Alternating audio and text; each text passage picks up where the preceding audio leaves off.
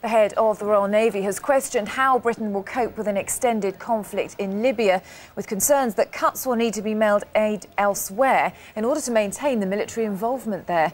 Well, these latest comments add to the controversy over the government's major defence cuts and also calls into question whether NATO is indeed fit for purpose. Well, live to Westminster in the MP Mike Gapes. He sits on the Foreign Affairs Select Committee and NATO Parliamentary Assembly.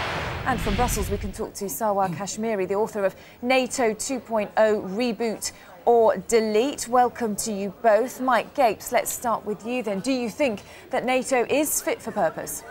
NATO is still a very important organisation. It's the major military alliance. But there are problems. There are big problems because a number of the European members of NATO are not paying sufficient attention to building up their defence forces. There are only 5 NATO members that are spending the 2% of GNI, national income, that they are supposed to. And as a result, some European countries, for example Germany, don't pull their weight within the alliance.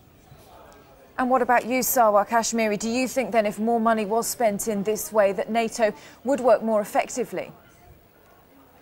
Well, I don't actually. I believe that NATO is fast heading for irrelevance. I think that enough money is already being spent in the European Union as far as defense budgets. May I remind your viewers that the European Union spends between $280 and $300 billion on its defense budgets, which is roughly what the American defense budget used to be prior to 9/11. So no, I don't believe we need to be, from the American side, hitting the Europeans to spend more money. I think they spend more than enough for what they wish to do. Mike Gapes, fast heading for irrelevance we're hearing there. And isn't it the case that individual countries just don't have the money to spend anymore? That's why they need to get together and have this kind of force. Of course you need to work together. My point is that Britain, France and a few others are doing more than some of the other major European countries. And there is also a problem of the way in which European forces are deployed. Some countries are not prepared to put their forces into harm's way, whereas other countries, and we've seen that in the Libyan context, are prepared to take action on behalf of the United Nations under a UN mandate, whereas others are not. And that, I think, is part of the problem. And there is a mindset in some European countries that seems to believe that the Americans, the British and the French can take the main burden, and that is not right. And Sarwar Kashmeri, I mean, isn't that the case that, you know, we see all too often in these conflicts that some people just aren't pulling their weight? If the load was spread more evenly, wouldn't NATO work better as a consequence? I agree entirely, and I agree entirely with what Mr. Gapes just said. But let me just say that during the writing of my book, I spoke to more than 50 military and political officials on both sides of the Atlantic.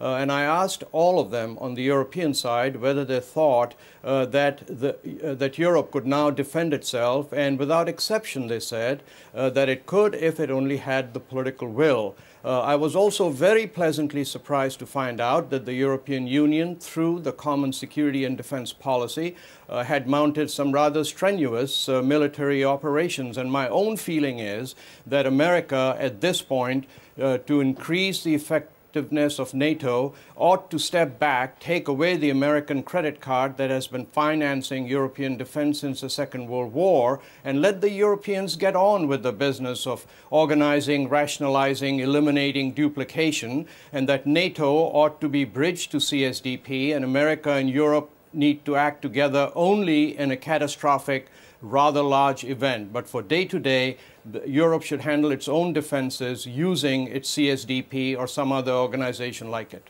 And Mike Gapes, what about that idea that Europe should handle its own defences? Well, to a great extent, Europe does, and the European Union has done some important missions in different parts of the world. But as we have seen from what's happened in Libya, you do need sometimes a spectrum of power, a spectrum of assets. And the European countries, Britain and France, took the lead on this, but ultimately the United States has got capabilities that European countries don't have. And so they've required the US to come in and give the assistance.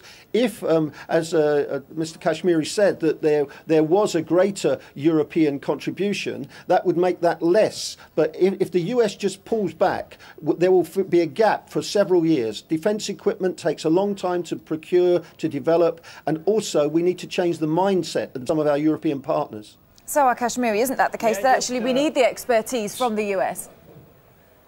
2 points. First of all, again, I entirely agree with Mr. Gates, and I didn't mean lower the flag and move away. I think the transatlantic relationship is huge, needs to be strengthened, but I think we need to pick a time, 3 years, 4 years, 5 years, and basically lay down the line that we are not going to be interfering with issues that connect with Europe and its periphery. So yes, I entirely agree with that. But let me also point out that if the United States had not been involved in Libya, I cannot foresee the case that Mr. Gaddafi would have prevailed. It might have taken longer, but for a limited military power like Libya, you don't need the sophisticated machinery that the United States had. It might speed it up, but I don't think we need to have spent $1 billion to get this battle jump-started.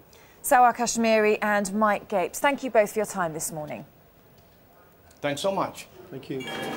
As the dry condition extends over